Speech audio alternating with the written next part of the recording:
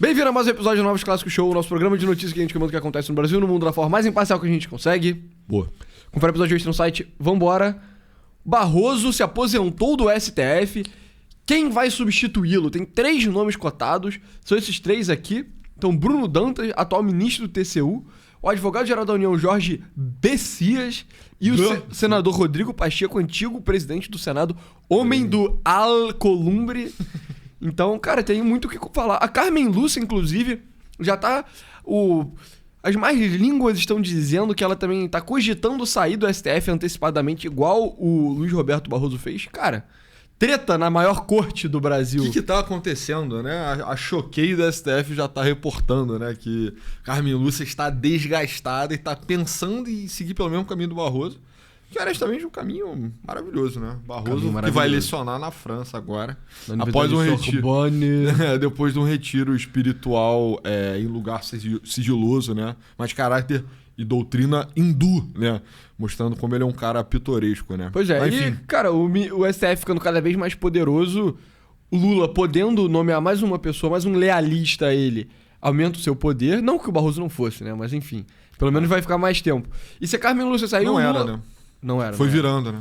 E se a Carmen Lúcia sair, ele vai poder botar mais 2. Eram das 2 indicações que estariam pro próximo mandatário, né? O presidente fazia a indicação, enfim, a direita comentou muito sobre isso. A gente só precisa ganhar 2026, um Senado forte nosso, e aí 3 nomeações, já vai estar um bloco. Já pois são 4, né? Talvez. Mas mesmo assim, disputa essa tese, né? De que, tipo, não, pô, se a gente pudesse botar a nomeação no STF, o jogo ia virar. Se tivessem 5 Cássius Nunes ali, o Brasil seria outro, meu amigo. Enfim, a gente vai entrar nas críticas mais específicas. Vamos narrar os fatos. Tá muito caótico. Bota a bola no chão, pessoal. Bola no chão. Vamos sair jogando. O ministro Luiz Roberto Barroso, confirmando as expectativas, anunciou nessa quinta sua aposentadoria do STF. A declaração foi dada ao final da sessão da corte, aos 67 anos. Então ele ainda tá na flor da juventude, né? Pra um jurista. Total. Pra um político global hoje. Total, pô. Tá novo. Barroso poderia ficar até 2033 no cargo, quando completaria 75 anos e teria que se aposentar. Então ele nem seria na próxima, seria só na posterior, né? Depois. Né? Enfim. De qualquer forma... Antônio, você vai ter que fazer a imitação do Barroso, cara. Eu vou fazer só uma frasezinha pra também não me queimar. Começa aqui. Quero ler uma cartinha para vossas excelências. Senhor presidente, queridos amigos, prezados colegas, por 12 anos e... cadê o ponto? E pouco mais de 3 meses ocupei o cargo de ministro desse STF. Eu acho que o próximo parágrafo diz muito sobre quem ele era também, né? Ele se emocionou durante o discurso. Apesar das dificuldades que ainda não superamos, como a pobreza e desigualdades, reafirmo também minha fé no Brasil. O país mais lindo do mundo. Aí foi um pouco demais. Vou voltar, peraí. Da Amazônia ao Pampa, do Cerrado à Mata Atlântica, das praias de montanhas e quedas d'água. Parodiando Pablo Neruda, 1000 vezes tivera que nascer e eu queria nascer aqui. Tá bom, eu acho, né? Eu já li o parágrafo inteiro, né? 1000 vezes tivera que morrer e eu queria morrer aqui. Mas não agora. Lindo. Esse é o Luiz Roberto Barroso, parece que ele se emocionou mesmo, então... Cara, é bizarro, né? Os caras se emocionam, tipo, mano, o STF tá realmente com a... Gilmar chorou também. Cara, os nervos lá estão a flor da pele, assim, cara. Tá todo mundo se emocionando e tal. O Barroso saindo, a Carmen Lúcia cogitando sair. A Carmen Lúcia, só pra pontuar aqui, de acordo com a matéria, desgaste emocional teria motivado a reflexão. Então, por exemplo, o Barroso falou que a lei Magnitsky não tem nada a ver esse negócio de lei Magnitsky, mas pô, será que não tem nada a ver? Desgaste emocional e tal, enfim. Cara, esse desenvolvimento da corte, né? E aí não tem como até tirar o papel do Eduardo Bolsonaro nisso, né? Enfim, não tô nem dando os méritos, porque eu acho que estrategicamente está sendo ruim pro campo dele. Né? Mas, inclusive o Lula chegou ao ponto de chamar o Eduardo Bolsonaro de meu camisa 10. Não sei se você viu essa porra. Enfim, o Lula é engraçado. Mas o caráter da corte foi mudando, né? Tipo, isso definitivamente não é doutrina jurídica, tá? Mas é como se você tivesse o Peacetime STF e o Wartime STF. A gente passou, sei lá, a história constitucional inteira do Brasil no Peacetime STF. Exato, em geral, o órgão do governo que discreto. deveria ser o wartime é o executivo, né? Exatamente. Mas o STF que tinha um caráter discreto, né? Ao tempo da República Velha era mais um cargo ali para acumular pensão, é uma coisa bastante minorada no arranjo grande dos poderes. Você tem um processo de ascensão, né, do caráter político da corte, na minha opinião, dá pra ver claramente de 88 pra frente. Na verdade, dá pra ver do Lula pra frente, mas enfim, mais, com certeza. Da Dilma pra frente, né? Do Aí Bolsonaro pra frente. Exato. Enfim. O Bolsonaro fez questão de deixar claro que isso estava acontecendo. Né? Isso é um movimento que estava acontecendo ao longo dos mandatos do PT. Ninguém questionaria isso. Aí o Bolsonaro fala, eu vou colocar um cara terrivelmente evangélico. Falar assim abertamente, acho que foi a primeira vez que alguém declarou que, eu vou visar um cara que seja muito alinhado em visão de mundo politicamente comigo. Mas enfim. Deságua no contexto atual dos fatos. Que é, cara, o Supremo Tribunal Federal é o epicentro do poder no Brasil hoje. Né? Todo o contexto político internacional, muitas das decisões nacionais são mediadas ou acabam passando ali pela corte. A pressão é grande, natural, né? De comando ou de liderança. E aí, cara, os caras que eram peacetime, né? O Barroso, que é um cara light, né? Apesar de ser um cara também com uma visão política bem clara, bem manifesta, e até ter se empolgado à época da derrota do Bolsonaro, ele chegou a falar, nós derrotamos o bolsonarismo no Congresso da Uni, né? A gente fez episódio sobre isso lá atrás, que o pessoal vaiou ele lá, enfim, porque ele tava de Rolex e ele não era universitário. Ele definitivamente não tem o perfil necessário para vencer esses tempos. E Carmen Lúcia vai no mesmo caminho, né? Exatamente. Então, em contraste, o Alexandre de Moraes é o cara dos tempos e o Barroso, fazendo agradecimentos especiais a cada um dos ministros. Sobre o Alexandre de Moraes, ele fala que todos no tribunal são testemunhas de sua dedicação à proteção das instituições brasileiras e dos elevados sacrifícios pessoais que tem enfrentado em razão do seu trabalho. Um dia a história haverá de reconhecer e reparar. Então, de fato, o Alexandre de Moraes tem se dedicado muito, né? Ele não tirou férias, basicamente. Tem muito tempo que ele não tira férias. Porra, ele é um cara wartime total. O único lazer do Xandão é sauna, no Clube Pinheiros, em São Paulo, e jogo do Corinthians, aparentemente. E nem assim ele pode relaxar, né? Ele só consegue relaxar na sauna mesmo. Pois é, enfim. Amigos, Barroso tem dito que não tem planos imediatos. Seguirá para o retiro em um centro da Brahma Kumaris, cujo lugar prefere manter em sigilo. Justo. Enfim, aí fala um pouquinho da história dele e tal. Aí eles enchem a bola. O ministro comandou o STF durante a primeira condenação de ex-presidente por golpe de Estado. Foda-se. Presidente do STF é um cargo de relativamente baixa relevância, né? Tipo, sabe? Dentre os pares? Dentre os pares, sabe? É o cara que conduz a sessão, né? Enfim. É tipo o secretário, né? O secretário premium aí, vai. Na mesma entrevista, o ministro contou ainda ter conversado com o presidente Lula tempos atrás sobre uma eventual saída do STF. Disse também que a hipótese de ser incluído em sanções da chamada Lei Magnitsky, né, não pesou em sua decisão. Tipo, será que não pesou mesmo? Ou será que ele só tá falando isso? A gente chegou a reportar também, Barroso é o cara que tava mais exposto, né? Dos ministros, ao que tudo indica. Tem mais dinheiro lá nos Estados Unidos. Tinha lá a propriedade da família, né? Que era um apartamento imenso em Miami. E os 2 filhos radicados lá. Pois é. Então, sair ou não do STF, hoje tem mais a ver com a exposição pública, sobretudo os meus filhos e das pessoas com quem me relaciono. Minha mulher sofria imensamente, afirmou. Pois é, né? Por que será que ela estava sofrendo? É porque estava no olho do furacão. A filha do Barroso também estava nos Estados Unidos, não estava? Sim, os 2 filhos. O filho, homem dele é banqueiro, pelo BTG lá, e a filha dele é acadêmica. Péssima notícia pro canibal mongoloide, né? O canibal que tava cortejando ela pelo Twitter. Sim. Infelizmente ela vai voltar pros Estados Unidos agora. Se ela ficasse no Brasil, nosso grande amigo teria mais chance de ficar com ela. É verdade. Forever missed aí, canibal. Pois é. Enfim, e aí ele vai ser professor na Sorbonne, o caralho. Mas é isso. Encerrou o capítulo Barroso. Quem vai assumir? E aí você vê. A cúpula do judiciário fala que o Messias é o cara mais provável, né? O Jorge Messias, grande lealista do Lula, devido à proximidade com o Lula. Aliados do Lula veem como baixa chance dele indicar uma mulher para a vaga do Barroso, porque isso era um debate, né? Que é o seguinte, há um tempo atrás o STF tava com 3 mulheres, não era?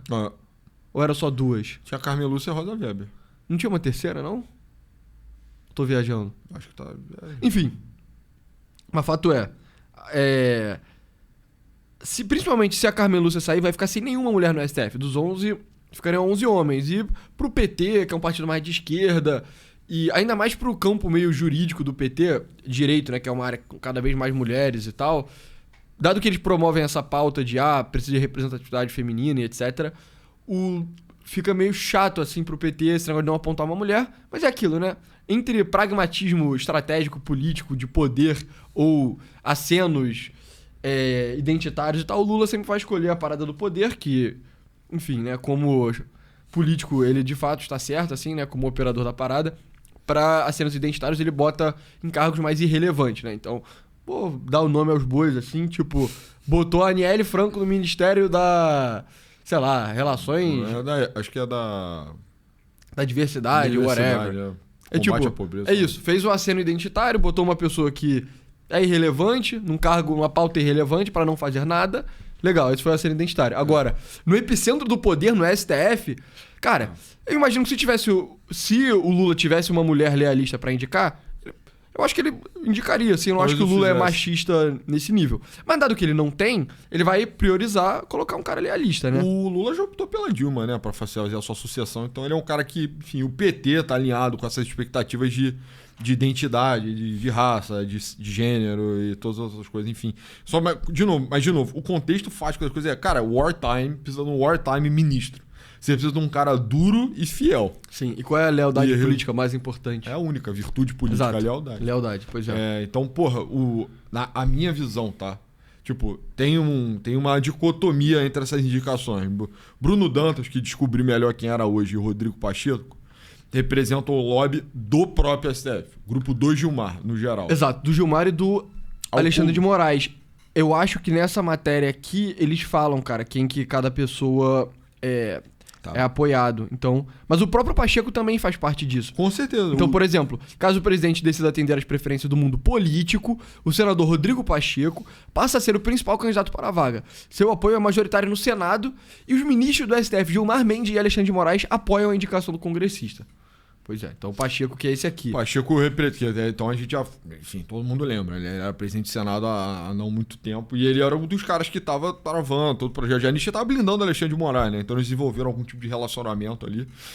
Tinham muitos almoços juntos, né? Muitas reuniões juntos. Né? A gente chegou a falar, porra, essa interação legislativa com o judiciário, assim, meio esquisita. Parece etc. que o Barroso fez um jantar festivo de despedida do STF. Também. O único político congressista que ele chamou foi o Pacheco. Pacheco, né? Pra você ver como que ele de fato é um cara muito próximo do STF. Pacheco, que é advogado, né, de formação, e é também um cara que tem um escritório muito grande no Brasil, que faz a defesa da Vale em grandes causas ambientais aí, ligadas às tragédias, né, que cometeram em Minas Gerais. E ele tem interesse no STF. Então, enfim, toda coisa ali funciona, aquela relação bem a brasileira, né, a patrimonialista, mas funciona de qualquer jeito.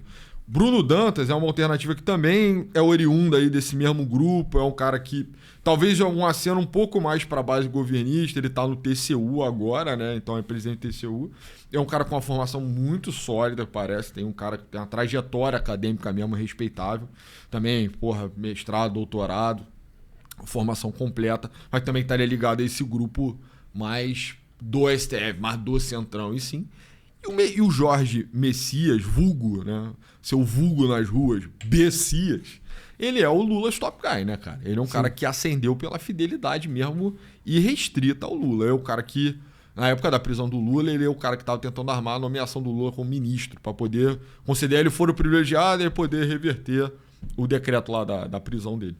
Enfim, aí ele ficou famoso nessa época. A gente também sempre lembra, nessa nova passagem do Lula, ao que tudo indica, né, o que muitas pessoas têm comentado em Brasília, é que ele se encontra dessa vez mais cercado por esse grupo de... Quer dizer, verdadeiramente cercado mesmo, blindado por esse grupo de lealistas que estavam com ele à época da prisão. Então, Bessias é um desses caras. Janja é uma dessas pessoas e tal. O Zanin era... O Zanin também. Pois é, e o Zanin já recebeu a BNS. A indicação do Zanin, inclusive, foi absurda, né? Porque, dentre os critérios de nomeação... Agora eu não me lembro se é específico do STF ou é nomeação para cargo público em geral, tá? Que você não pode nomear um cara que é, tipo, tão intimamente ligado com o nomeador quanto o Zanin era do Lula. O Zanin era literalmente o advogado do Lula. Foi advogado do Lula no caso dele, né? No caso dele. Que acabou resultando na prisão dele, enfim. E aí, o Zanin já foi privilegiado com essa posição. Ou seja, Zanin, lealista, foi privilegiado com a posição. Dino... lealista, né? Com certeza. Lulista histórico, né? Ele era do PCdoB, o PCdoB que é uma ala auxiliar do PT, Perfeito. foi governador do Maranhão e tal, então... Tem foto com o Lula lá Tem foto com o atrás Lula, e ele tal. foi escolhido pra ser ministro da Justiça, não é? Ele era ministro da Justiça, quando o Lewandowski ia assumir, e aí foi lá e ganhou mais um cargo. E o Dino é o cara no STF que faz o trabalho do Lula de combater, o trabalho pró-PT, pró-governo, anti-centrão, de combater a farra das emendas. Então, o Dino tá sendo um dos caras mais importantes, enfim... Até que ponto tá rendendo muitos resultados, mas pelo menos ele tá travando a briga que permite um pouco mais de governabilidade e permite o PT resgatar um pouco mais de poder pra ele em detrimento do Centrão. Então, tipo, olhando para as duas nomeações anteriores do Lula, Zanin e Dino, o natural seria ele indicar o Jorge Messias. E aí eu faço outra ponderação também, que é, cara, se você meio que analisar a estratégia política, da mesma forma que você analisaria, tipo, a estratégia de uma empresa, sabe? Você tem que pensar em, tipo, investimento e retorno, sabe? Você pensa em ROI. Aí você vê, tipo, cara, você vai botar um cara seu ou você vai botar um cara de outrem, né? Você tem que pensar em quanto poder você vai gastar versus quanto poder você vai receber. No curto prazo versus no longo prazo. Se o Lula botar um cara tipo Pacheco, principalmente, que é um cara do Centrão, mais ligado ao Xandão e ao Gilmar e etc., talvez ele ganhe poder agora, ele consiga algum tipo de concessão e etc., mas ele vai botar o Pacheco pra ficar 25 anos, eu não sei quantos anos ele tem, mas ele tem cara que tem uns 50, né? Ele vai ficar 20 anos no STF, meio que rendendo poder pra um grupo que não é o dele. Então, ele meio que estaria comprando uma coisa no presente, mas ele estaria entregando, tipo, muito poder no longo prazo pra um grupo que não é o dele. Enquanto, se ele botar o Bessias... talvez... Que é mais novo. Que é mais novo também. Talvez ele... deixe os aliados centrônicos dele, como o próprio Gilmar e o Xandão e a galera do Senado e tal, principalmente o Alcolumbre, putos, sabe? Mas, no longo prazo, isso é uma aposta mais vencedora. Então, é aquilo. O Lula, ele tá bem ou ele tá mal no curto prazo? Não sei. Tipo, que tipo de coisa ele poderia tentar extrair do Centrão pra valer a pena ele colocar o Pacheco, sabe? Cara, seria uma conta muito cara. Tipo, pra galera aí de business, assim, imagina que você tem um ativo que, mano, por 25 anos vai render dividendo pra cacete, assim, sabe? É tipo, sei lá, uma hidrelétrica já amortizada, assim. Cara, se você fizer meio que o valor presente desse investimento, é muito caro. Então, o Centrão teria que pagar muito caro pra ter um assento no STF, sabe? E então, o tipo de coisa que passaria na minha cabeça seria, cara, garantia de que o Centrão vai permitir a agenda Lula reeleição 2026. Então, a gente mencionou em algum lugar, em algum episódio, que o Lula tinha... Algumas pessoas estavam dizendo que o Lula tinha plano de gastar 100 bilhões de reais em benesses aleatórias pro povo, assim, distribuindo oranges, né? Em, sei lá, transporte público gratuito, desconto na taxa de energia, desconto no gás, desconto nisso, desconto naquilo. Mas pro Lula poder aprovar esse plano de 100 bilhões de reais de benesses, ele teria que passar pelo Congresso, porque tanta grana assim, você depende do orçamento que o Congresso bota pra você. Então o Congresso tava meio tipo, cara, se a gente deixar o Lula passar isso, a gente não vai conseguir ganhar a presidência em 2026, a gente não vai ter o Tarcísio. Então, o Congresso meio que, pelo menos o lado centrônico do Congresso, teria interesse em travar isso. Será que vale a pena você deixar o Lula passar esses 100 bilhões pra uma vaga no STF? Não sei. Mas esse é o tipo de coisa que eu estaria pensando em ganhar se eu fosse o Lula, ou então o tipo de concessões secretas que pra gente aqui de fora é difícil saber, mas que rola muito, né? Tem que ficar muito atento, né, pra essa indicação, acho que vai revelar muito sobre o backstage e sobre os planos futuros, assim, do governo Lula. O que tem sido, se você puxar o track record, né, dessas nomeações mais recentes, cara, na minha visão, o Jorge Messias é mais provável. O Lula tem forçado cada vez mais, aí, de novo, né, esse caráter militante dos juízes ou a filiação pessoal mesmo com plano de poder do grupo petista. Então, tipo, o Dino, né, o último indicado, ele é basicamente um cavalo de Troia do executivo dentro do judiciário para sugar o legislativo. E o Dino é um cara que tem dos melhores perfis para isso, porque é o cara que já esteve das três braços do poder. Então já passou pelo legislativo, já teve cargo no executivo e já foi juiz também, entendeu? Então, dos caras para manejar essas coisas, o Dino tinha um perfil brutal, bizarro. A minha visão, Messias é um cara de menor gabarito, né? Um cara mais simples do que o Dino, mas mesmo assim é um cara que também tem potencial. Tem, né, no seu histórico, como marca distinta, a fidelidade extrema, assim, a Pois nível, é. tipo, estilo Gleisi Hoffmann também.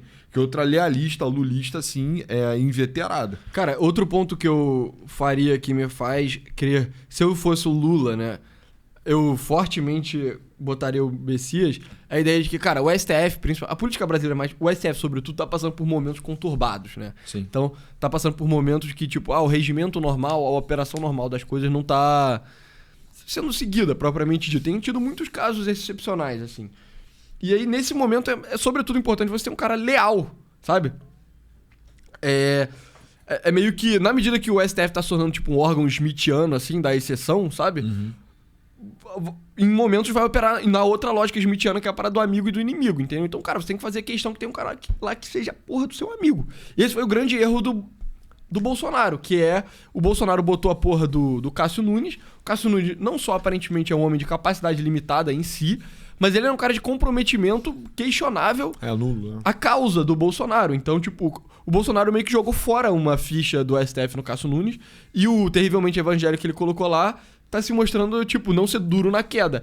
E essa é a vantagem do Dino e do Zanin e provavelmente do Messias também, que não só eles são lealistas demonstrados, com mais de 10 anos de lealdade ao Lula, como eles são duros na queda, disposto a, tipo, mano, tá fechado com o Lula mesmo em situações absurdas, sabe? Então, por exemplo, o próprio Barroso, ele é um cara que não foi duro na queda.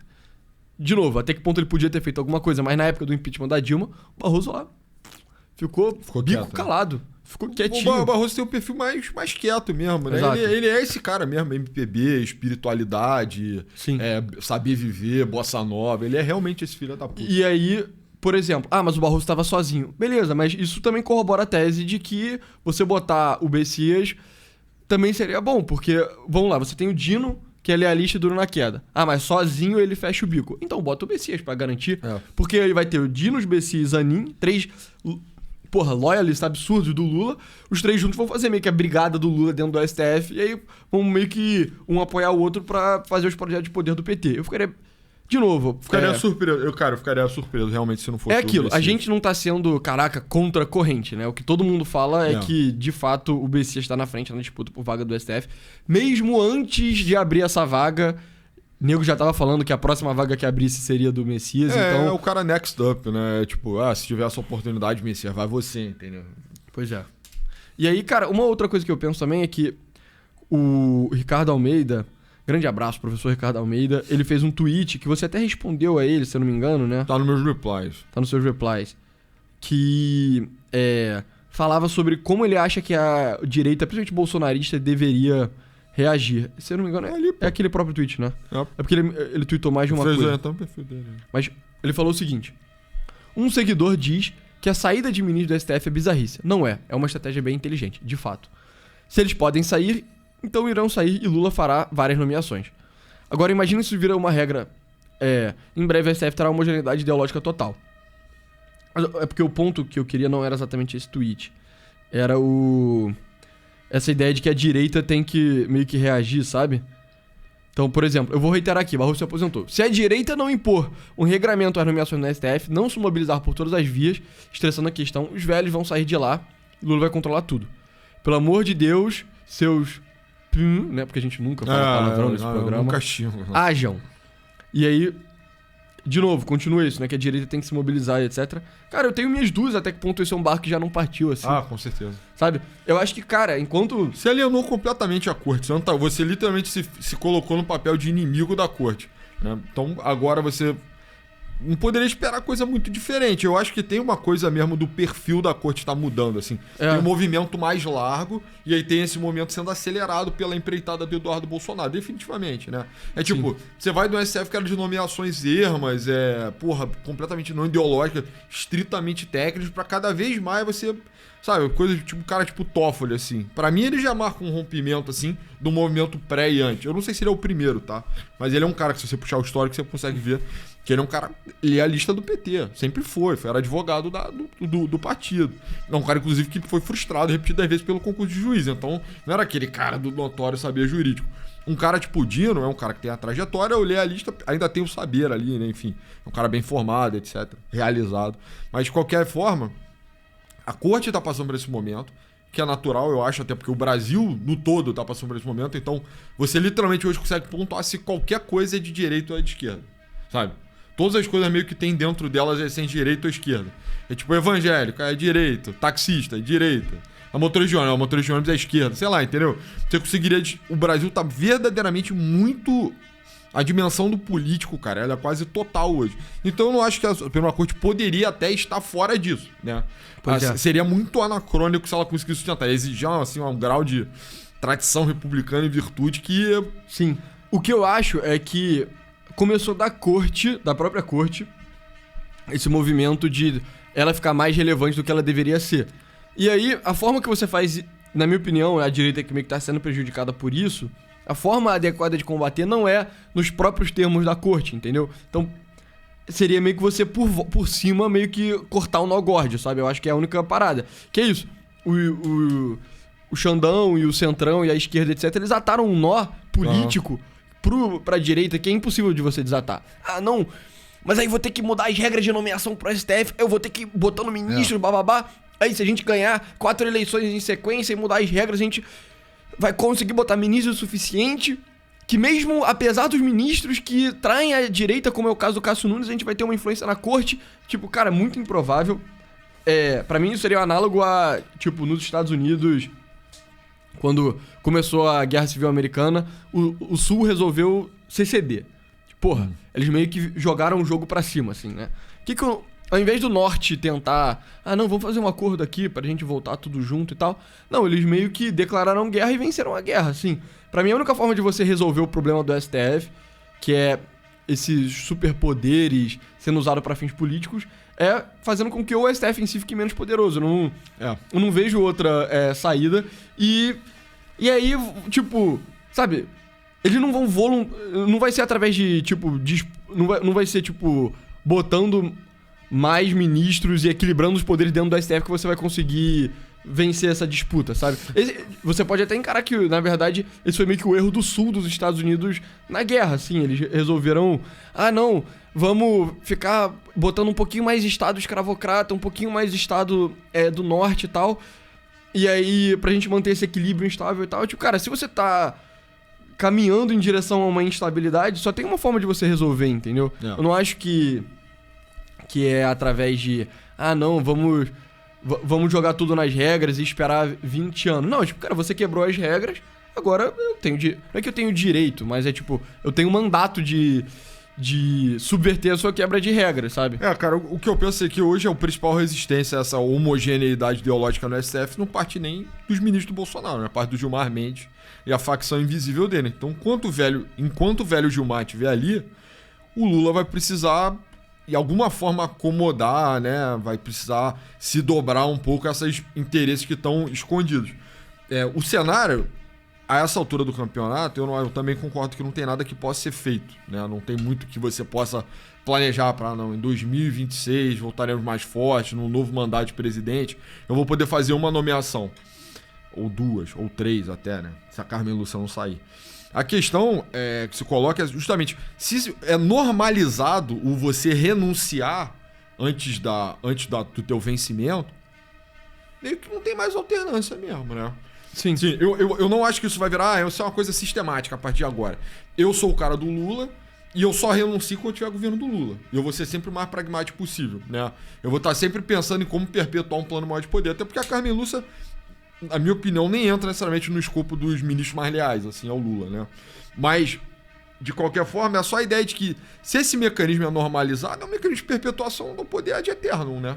Exato. Tipo, e aí não tem nada que você fazer, você tem que meio que dar a volta por fora. Exato. Tipo, provavelmente nisso aí você teria que intervir de alguma forma a fim de não normalizar. Pointless, pô. Cara, mas aí a parada é essa, esse ponto o barco já partiu. Tipo, o Xandão já destruiu o que seria um papel meio que normal a político da corte, sabe? Mas o Xandão não é um cara do bloco lealista também, entendeu? Ele tá mais ligado ao bloco do Gilmar. Pra você ver. Como que, tipo, dois dos 3 blocos são politizados, que é o bloco lealista e o bloco centrônico. Cara, vai ser através de norma que isso vai ser resolvido? Entende? Não vai, pô.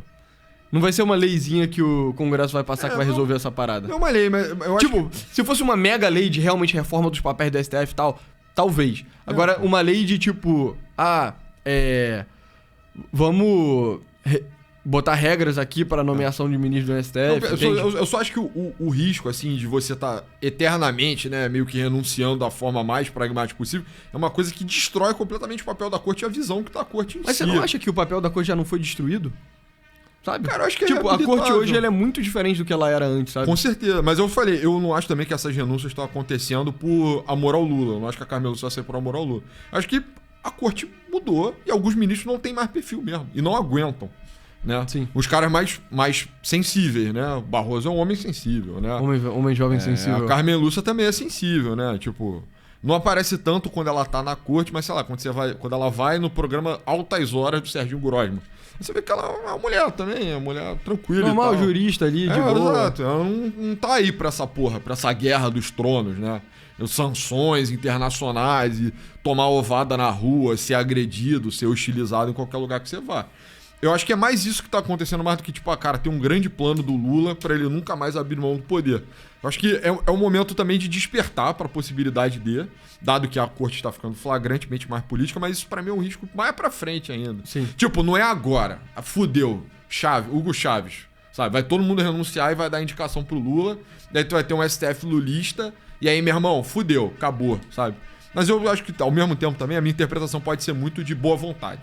Cara, mas a parada... bom grado. Sim, o meu ponto é mais... Por exemplo, se o risco fosse o Hugo Chaves, cara, não seria essa leizinha aqui, uma leizinha de... Ah, não, imagina, o Congresso venezuelano...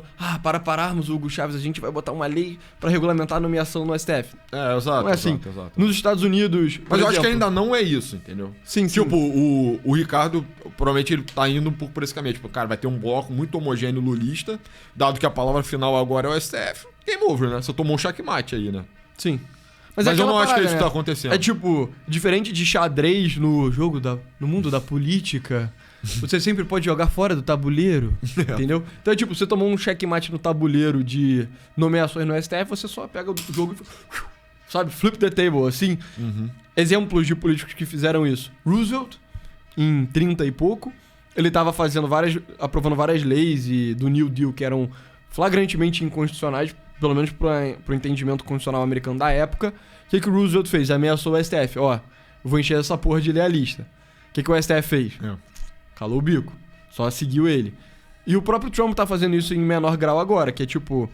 tem um bando de juízes travando ele... Juízes menores travando ele. Aí o que o Trump tá fazendo? Cara, enfim, ele meio que tá ignorando. Ele tá botando um bando de coisas que os juízes vão discordar. E várias vezes ele já ameaçou de respeitar flagrantemente a Suprema Corte. Então, cara, pra mim é isso. O Xandão inaugurou a fase propriamente política do STF e, cara, você combate política para além das normas através de normas? Não, você combate política para além das normas através de política para além das normas, entendeu? Cara, é difícil, assim, o dilema de você estar vivenciando uma corte que não se comporta como uma corte deveria, né? Tipo, o perfil esperado do STF é um perfil, discreto, estritamente técnico, né? Dissociado dessas matérias, assim, de poder, de negociata, de negociação de bloco. E o dilema de, como regenerar a corte, né? É muito difícil, né? É muito, muito, muito difícil mesmo. Eu acho que não tem caminho simples para isso, especialmente porque é um movimento maior, na verdade, né? A realidade está mais politizada, o Brasil está mais politizado, mais bipartido. Então, você quebrar essa dicotomia é complicado. Eu acho que mesmo que você, um shuffle no STF, bota 11 caras novos, beleza. Botou 11 caras novos. Mas isso já seria... Não, isso já tabuleiro. seria. Mas em 20 anos você veria o mesmo problema, entendeu? Com certeza. Então, complicado. Mas enfim, é isso que a gente tem a dizer, pessoal. Muito obrigado. Esse foi o nosso Classe de hoje. Muito obrigado por ter até aqui. Desculpa pelas vuvuzelas, a gente tá gravando. A gente relocou o nosso escritório pra África do Sul da Copa. Eu tô quase jogando uma bomba ali embaixo. Os hobbits malditos estão se manifestando da forma mais burra possível. Pois é, mas www.novosclasses.com.br, lá, encontro de membros, dia 25 de outubro em São Paulo. Se você tem interesse em ir, e tenha, porque vai ser muito legal, entra no site e se inscreve. E, enfim, fora isso, nos siga na Kik e no Twitter, o meu @é pessoa A99. Meu @novosclassicos e o @do pessoa. Muito obrigado.